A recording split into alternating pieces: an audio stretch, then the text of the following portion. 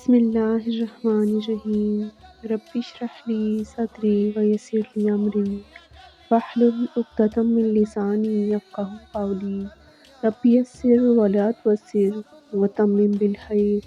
السلام علیکم ورحمۃ اللہ وبرکاتہ۔ اللہ تعالیٰ سے دعا ہے کہ اللہ تعالیٰ اب سب کو صحت و ایمان کی بہترین حالت میں رکھے، آمین۔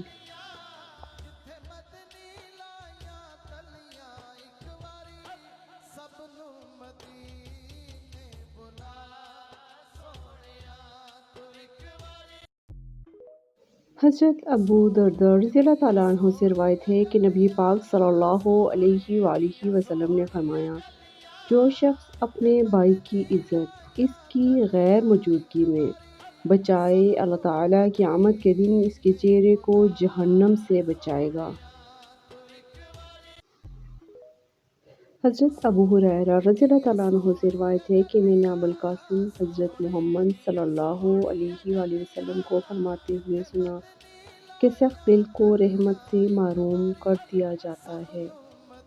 حضرت سالم اپنے والد سے روایت کرتے ہیں کہ رسول اللہ صلی اللہ علیہ وآلہ وسلم ایک آدمی کے پاس سے گزرے تو وہ اپنے بھائی کو حیا کے بارے میں نصیحت کر رہا تھا۔ آپ صلی اللہ علیہ وآلہ وسلم نے فرمایا، بے شک حیا ایمان سے ہے۔ حضرت عبداللہ بن عمر رضی اللہ تعالیٰ عنہ سے روایت ہے، انہوں نے فرمایا، ایک سفر میں نبی پاک صلی اللہ علیہ وآلہ وسلم ہم سے پیچھے رہ گئے تھے۔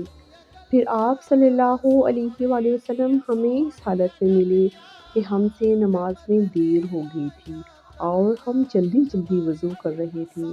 ہم اپنے پاؤں خوب دھونے کے بجائے ان پر نسا کی طرح تر ہاتھ پھیرنے لگے۔ یہ دیکھ کر آپ صلی اللہ علیہ وآلہ وسلم نے بآواز بلند 2 یا 3 مرتبہ فرمایا، دوزخ میں جانے والی ایڑیوں پر افسوس، دوزخ میں جانے والی ایڑیوں پر افسوس۔ ایک مرتبہ رسول اللہ صلی اللہ علیہ وآلہ وسلم مسجد میں تشریف فرما تھے اور لوگ آپ صلی اللہ علیہ وآلہ وسلم کے ارد گرد بیٹھے ہوئے تھے کہ 3 آدمی وہاں آئے۔ ان میں سے 2 رسول اللہ صلی اللہ علیہ وسلم کے سامنے پہنچ گئے اور ایک واپس چلا گیا۔ پھر وہ دونوں رسول اللہ صلی اللہ علیہ وسلم کے سامنے کھڑے ہو گئے۔ اس کے بعد ان میں سے ایک نے جب مجلس میں ایک جگہ گنجائش دیکھی تو وہاں بیٹھ گیا اور دوسرا اہل مجلس کے پیچھے بیٹھ گیا اور تیسرا جو تھا وہ لوٹ گیا۔ تو جب رسول اللہ صلی اللہ علیہ وآلہ وسلم اپنی گفتگو سے فارغ ہوئے تو صحابہ رضی اللہ تعالیٰ عنہ سے فرمایا کہ کیا میں تمہیں ان 3 آدمیوں کے بارے میں نہ بتاؤں؟